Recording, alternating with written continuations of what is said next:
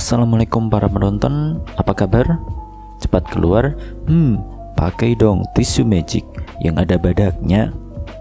Pada kesempatan kali ini saya akan mereview film Korea yang bergenre pembunuhan dan perpsikopatan. Meskipun ratingnya kurang bagus, tapi menurut saya cerita di dalamnya cukup menarik dan masih menghibur untuk ditonton.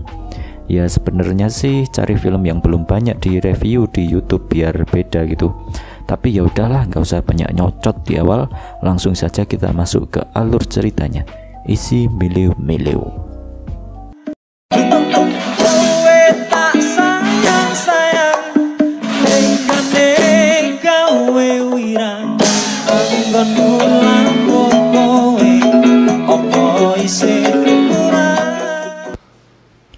Cerita berawal dari seorang pria yang bekerja di pabrik bernama Jang Wo.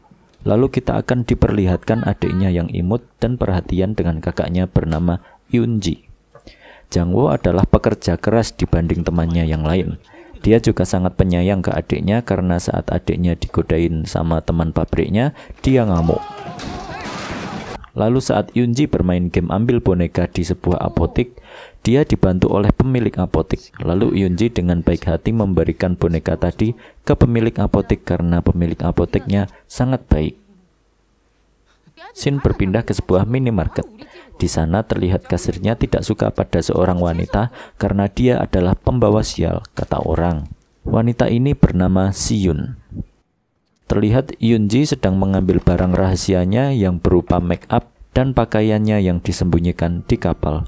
Lalu dia melihat Si-yoon yang duduk sendirian di sana. Mereka pun mengobrol dan dari sini kita tahu kalau Si-yoon adalah orang yang bisa melihat hantu dan melihat masa depan.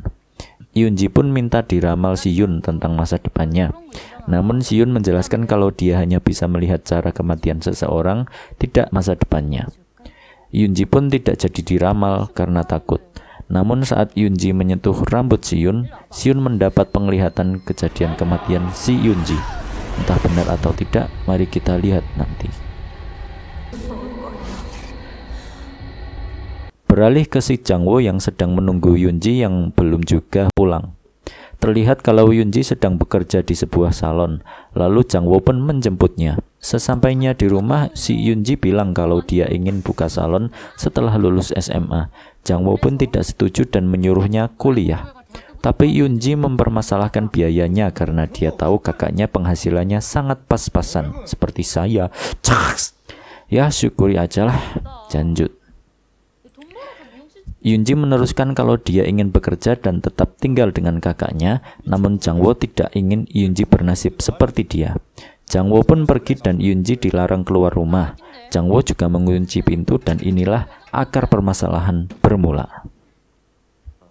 Terlihat si Jang Wo sedang berjudi dan mabuk-mabukan dengan temannya. Kembali ke si Yoon Ji yang terbangun di tengah malam dan melihat kalau kakaknya belum pulang. Lalu dia melihat pintu bawah tanah dan membukanya. Dia pun melihat seseorang di sana yang dia kira itu kakaknya. Seseorang pun naik ke sana dan langsung memegang kaki Yoon Ji. Saat Yoon Ji berteriak ingin kabur, orang ini menarik rambut Yoon Ji. Lalu kita akan diperlihatkan sesosok hantu anak kecil di sana. Duh, kenapa kejadian buruk harus selalu menimpa orang baik sih? Lanjut. Singkat cerita, Yoon Ji sudah terlihat babak belur berlumuran darah, sedangkan kakaknya masih di luar untuk membelikan makanan. Yoon Ji pun percaya kalau kakaknya akan menemukannya dan membantunya. Lalu orang itu kembali menyiksa Yoon Ji.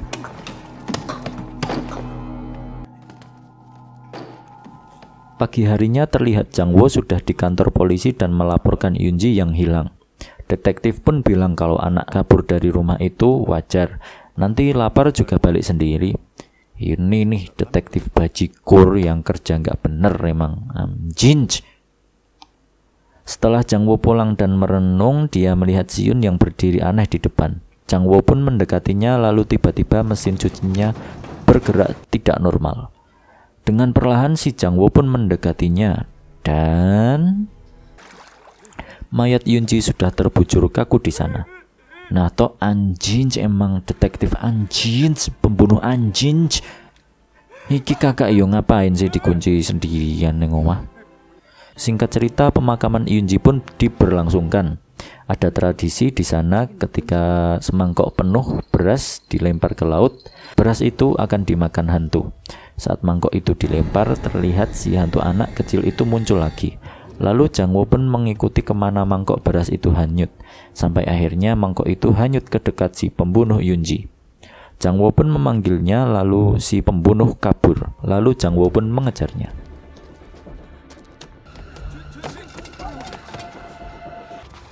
Si pembunuh tadi berhasil kabur, namun dia meninggalkan jejak sepatunya. Jangwo pun langsung ke toko sepatu untuk mencari model sepatu yang cocok. Namun penjaga toko bilang kalau model sepatu itu umum digunakan karena pernah dibagikan secara massal ke penduduk.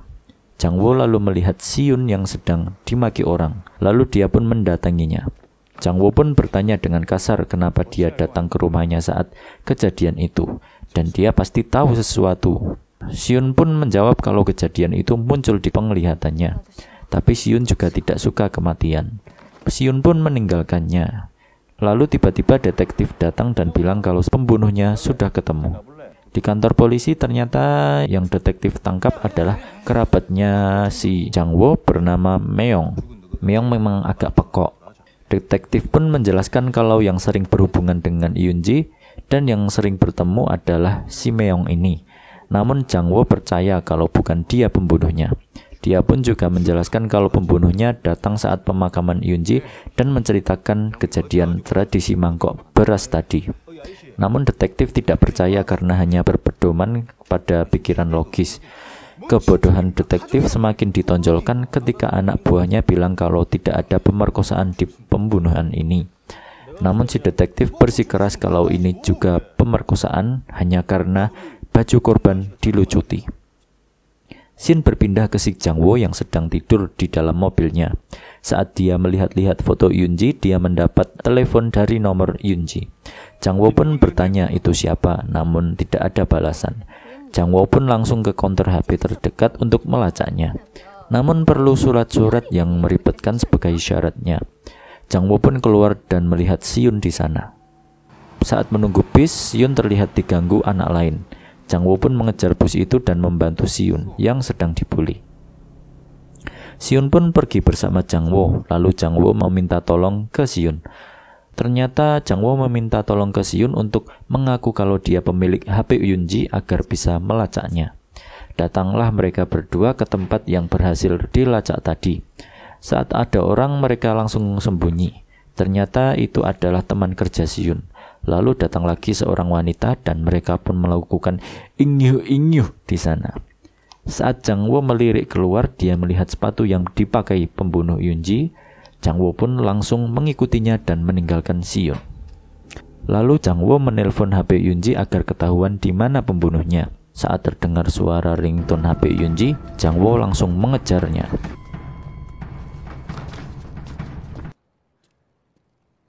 Akhirnya Jangwo kehilangan jejak dan si pembunuh berhasil kabur. Lalu Jangwo merasa ingin pergi ke apotek. Di dalam dia bilang mau beli vitamin. Di sana si pemilik apotek berduka cita atas kematian Yunji dan bilang si pembunuhnya harus ditangkap. Lalu datang wanita yang tadi habis kungkingkang yang ingin beli obat. Di tengah obrolan mereka, Jangwo melihat kebiasaan aneh dari si pemilik apotek yang mirip dengan pembunuhnya di awal tadi. Wah, ini dari wajahnya aja udah kelihatan wajah psikopat. Pasti dia ini pembunuhnya. Jangan gitu, suuzon itu namanya. Lanjut. Jangwo pun menunggu apotek tutup dan masuk diam-diam dari belakang. Di dalam awalnya dia tidak menemukan apapun. Tapi saat ingin keluar, dia menemukan sepatu yang sama dengan bekas kotoran yang sama di sepatu pembunuh tadi. Apakah benar dia pembunuhnya? Lanjut. Kembali ke si Siyun yang sedang bermain dengan hantu anak kecil. Tanpa sengaja dia bertabrakan dengan mbak-mbak kungkingkang tadi dan melihat bagaimana dia meninggal.